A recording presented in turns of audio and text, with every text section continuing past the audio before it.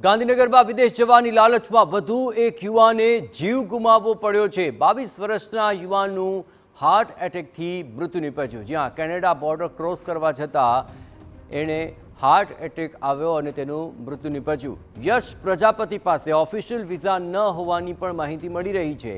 કલોલના નારદીપુર ગામનો આ યુવક હતો અને છેલ્લા 2 વર્ષમાં ગેરકાયદે બોર્ડર ક્રોસ કરવા જતાં અત્યાર સુધીમાં કુલ 9 લોકોના મૃત્યુ નિપજી ચૂક્યા છે।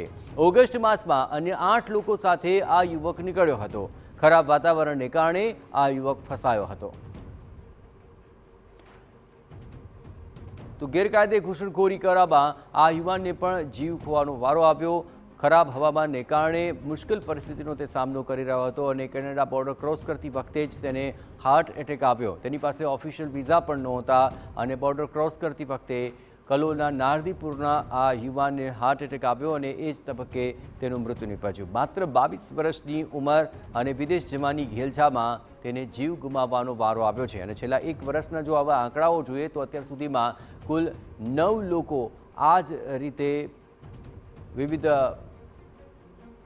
કિસ્સાઓની અંદર ફસાયા, કોઈનું મૃત્યુ નિપજ્યું અને આ જ પ્રકારના કિસ્સાઓ દિન વધી રહ્યા છે। વધુ વિગતે વાત કરવા જોડાઈ રહ્યા છે ટીવી9 સંવાદદાતા હિમાંશુ, આ યુવાન વિશે વધુ શું વિગતો મળી રહી છે?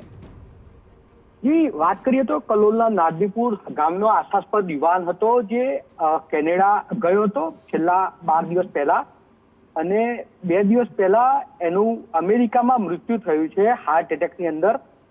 જે બાદ પરિવારને જાણ થતા પરિવારમાં હાલ ગમગીનીનો માહોલ સર્જાયો છે। જી આભાર હિમાંશુ। તો યશ પ્રજાપતિ નામનો આ યુવાન જે 10 થી 12 દિવસ પહેલાં કેનેડા જવા માટે નીકળ્યો અને કેનેડાની બોર્ડર ક્રોસ કરવા જતા સમયે તેનું મૃત્યુ નિપજ્યું છે। વિદેશ જવાની લાલચમાં આ યુવાનને જીવ ગુમાવવાનો વારો આવ્યો છે।